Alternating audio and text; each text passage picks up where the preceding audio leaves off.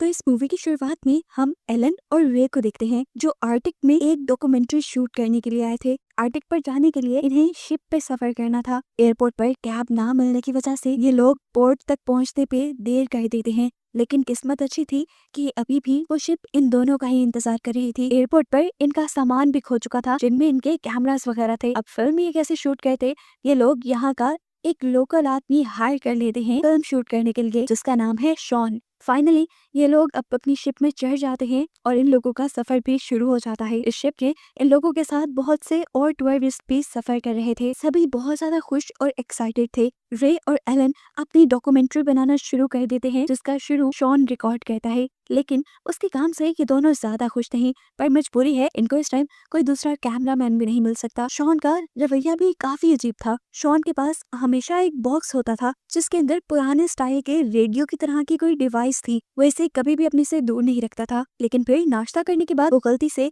उसे टेबल पर ही छोड़ गया। रे जो इस बॉक्स को लेकर हमेशा से सोचता था कि आखिर इसमें है क्या कि शॉन इसे हमेशा अपने साथ लिए फिरता है, उसने खोल कर देख लिया। हेडफोन लगाकर उसने डिवाइस ऑन की। कोई रिकॉर्डिंग नहीं थी इसके अंदर, बस अजीब सी एक आवाज थी, कोई साउंड वेव, जो उसने एलन को भी सुनाई। इतने में ही इन्होंने देखा कि दूर से शॉन आ रहा है। जल्दी से इन्होंने डिवाइस बंद करके वो हेडफोन वापस उस केस पर डालकर केस को बंद कर दिया और शॉन जल्दी से आकर इस डिवाइस को यहाँ से ले गया। खैर इसके बाद ये दोनों शॉन को बाहर के नजारे रिकॉर्ड करने के लिए भेज देते हैं और एलन अपनी फैमिली से कांटेक्ट करने की कोशिश करता है और उसे पता चलता है कि यहाँ से तो कांटेक्ट किया जा ही नहीं सकता, क्योंकि यहाँ समुद्र के बीचों बीच कोई सिग्नल नहीं है। और यहाँ हमें ये भी मालूम होता है कि एलन की वाइफ उससे नाराज थी। इसके बाद हमें दिखाया गया कि रे दोबारा डॉक्यूमेंट्री शूट करने लगा था। उसने इस टूर के कैप्टन का इंटरव्यू लिया। उसने कैप्टन से सवाल किया कि लोग अंटार्कटिक पे रहते क्यों हैं? ये दुनिया से बिल्कुल अलग थलग इतनी खतरनाक जगह है, यहाँ तो सिग्नल भी नहीं आते। जिस पर कैप्टन ने कहा कि ये जगह नेचर के बहुत करीब है और लोग अपने सुकून के लिए यहाँ आते हैं। इंटरव्यू को पैकअप करते ही रे ने यहाँ देखा कि दूर एक बर्ड की आंख से खून निकल रहा था। ये बहुत ही अजीब बात थी। रे शॉन को भी ये बर्ड दिखाना चाहता था, लेकिन उससे पहले ही वो बर्ड वहाँ से उड़ गया। खैर कंफ्यूज रे अब बोट के अंदर चला गया, जहाँ पर एलन दो साइंटिस्ट से बात कर रहा था। ये साइंटिस्ट रिसर्च कर रहे थे कि कैसे सोनिक वेव्स कुछ ही देर में पूरी दुनिया को तबाह कर सकती हैं। एलन काफी गौर से इनकी बातें सुन रहा था। रे के आने के बाद साइंटिस्ट यहाँ से चले जाते हैं। रे और एलन आपस में बातें करना शुरू कर देते हैं, जहाँ एलन बहुत ज्यादा परेशान था अपनी फैमिली की वजह से। रे ने उसे हौसला दिया। अभी वो इससे पहले कि एलन को बाहर होने वाले उस बर्ड वाले वाकये के बारे में बताता, इन्हें बाहर अजीब सा शोर सुनाई दिया। ये लोग जब बाहर गए तो वहाँ पर बहुत ही अजीब नजारा देखने को मिला। एक सी अपने ही बच्चे को काट के खा रही थी और ऐसा खतरनाक नजारा जिंदगी में पहली मर्तबा देखने को मिला था। कैप्टन भी कहते हैं कि वो इतने सालों से यहाँ हैं, लेकिन आज से पहले उन्होंने ऐसा नजारा कभी नहीं देखा। वो डर चुके थे। सभी ट्रैवलर्स को वो अंदर की तरफ लेके जाने लगे, जबकि शॉन इस सब को रिकॉर्ड करने लगा। एलन और रे भी इसे डॉक्यूमेंट्री का पार्ट समझते हुए थोड़ी सी इस पर बात करते हैं और फिर अपने बाकी साथियों के पास चले जाते हैं, जहाँ पर कैप्टन फिश ग्रिल कर रहे थे इन सब के लिए। रे का तो दिल नहीं चाहा, इसलिए रे और शॉन ने उसे नहीं खाया, लेकिन एलन ने उस फिश को खा लिया और खाने के बाद से ही उसकी तबीयत खराब होने लगी। एलन को वॉमिटिंग होने लगी और वो अंदर की तरफ चला गया। शॉन और रे अभी भी डॉक्यूमेंट्री का काम कर रहे थे। तभी अचानक शॉन ने नोटिस किया कि हवा में परिंदों की उड़ने की आवाज कुछ ज्यादा हो गई है। उसे सर उठाकर देखा तो परिंदे पैटर्न में नहीं उड़ रहे थे और उनकी फड़फड़ाने की आवाज बहुत ज्यादा थी। अचानक से वो परिंदे गायब होने लगे।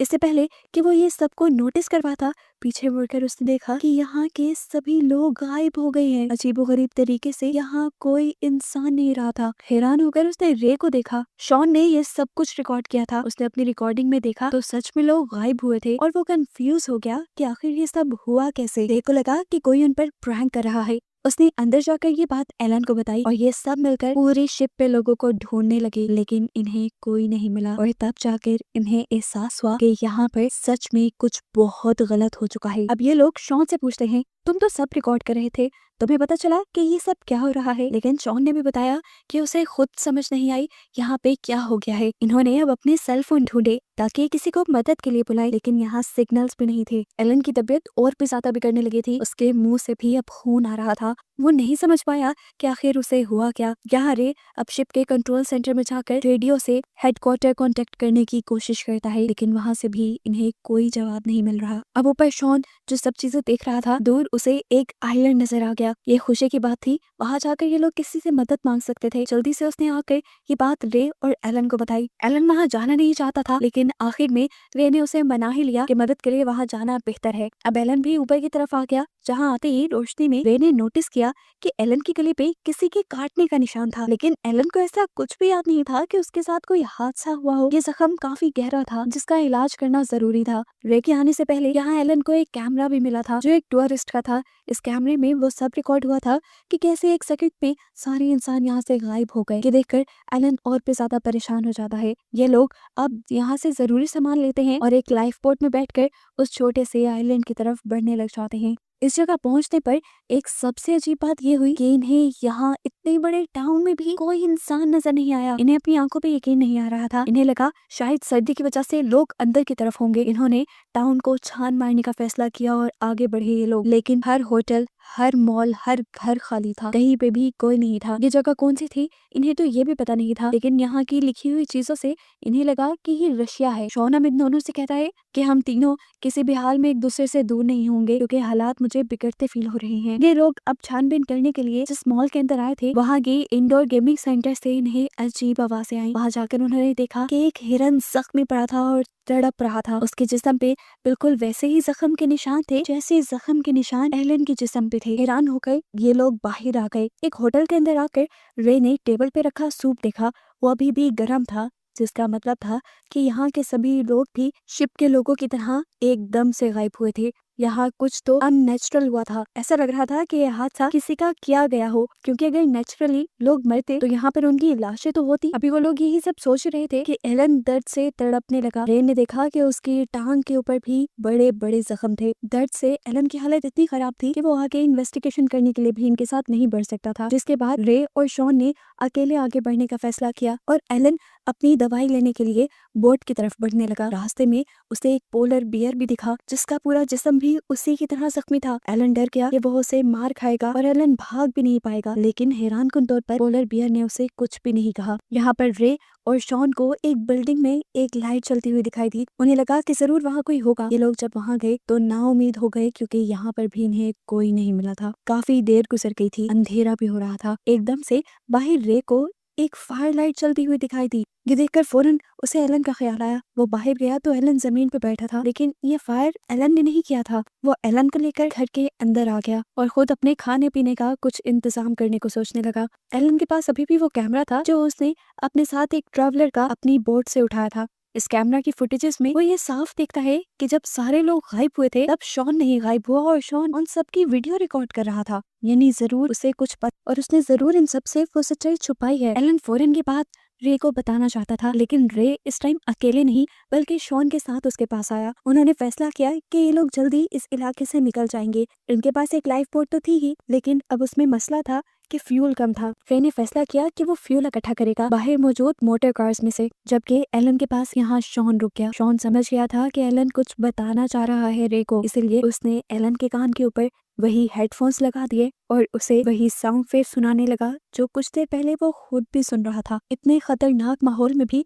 उसे ये सुनना भूला नहीं था। खैर एलन भी ये सुनते सुनते सो गया। फ्यूल भरने के बाद जब रे एलन को लेने के लिए आया तो उसने एलन के पास पड़ा कैमरा देख लिया और वो सारी फुटेज भी देख ली, जिसमें साफ जाहिर था कि शॉन ने उन सारी चीजों की फुटेज बनाई थी और शॉन उनसे कुछ छुपा रहा था। कि देखते ही वो बाहर की तरफ भागा और उसने शॉन को पकड़ लिया। उसे शॉन को खूब मारा इसलिए कि शॉन उन्हें सच्चाई बता दे कि आखिर इस जगह चल क्या रहा है। इतनी मार खाने के बाद आखिर शॉन भी मान गया, ये बताने के लिए कि इस जगह पर एक खास किस्म का एक्सपेरिमेंट चल रहा था सुपरसोनिक वेव्स को लेकर। जो वेव्स इतनी खतरनाक, इतनी ताकतवर होती हैं कि चंद ही सेकंड में वो इंसान या किसी भी जानदार को तहस नहस कर देती हैं। वो इस तरह से इंसानों को खत्म करती हैं कि इंसानों का नामो निशान मिट जाता है। और उस टाइम भी जब सब लोग गायब हुए तब यही सुपरसोनिक वेव्स इस्तेमाल की गई थी, जिसकी वजह से सब लोग मारे गए और ये मिलिट्री का हिडन एक्सपेरिमेंट था। मैं, तुम और एलन इसलिए बच गए क्योंकि हमने